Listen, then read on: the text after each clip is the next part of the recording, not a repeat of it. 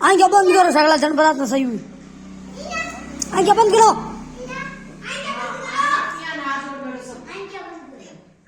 मैं बोलूं मालाला बोल